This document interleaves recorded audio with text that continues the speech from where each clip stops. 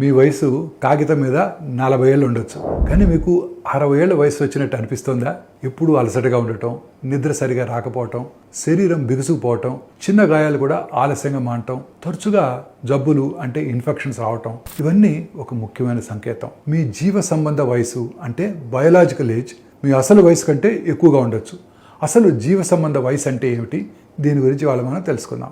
Biological age, జీవ సంబంధ వయసు అంటే మీ పుట్టిన తేదీ కాదు, మీ శరీరం లోపల నిజంగా ఎలా పనిచేస్తోందని, మీ కణాలు ఎంత ఆరోగ్యంగా ఉన్నాయో, మీ శరీరం ఎంత వేగంగా వృద్ధాప్యం చెందుతుందో చెప్పేది ఇదే.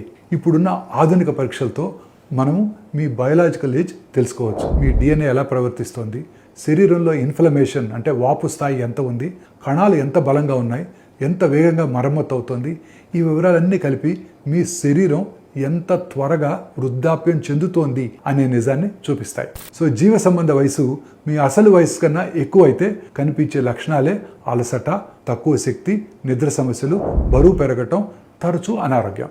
కానీ మంచి విషయం ఏంటంటే దీన్ని మార్చటం మన చేతుల్లోనే ఉంది. సరైన ఆహారం, క్రమమైన వ్యాయామం, నాణ్యమైన నిద్ర, ఒత్తిడి తగ్గించడం, ఇవన్నీ మీ శరీరాన్ని మళ్ళీ యంగ్గా మార్చగలవు.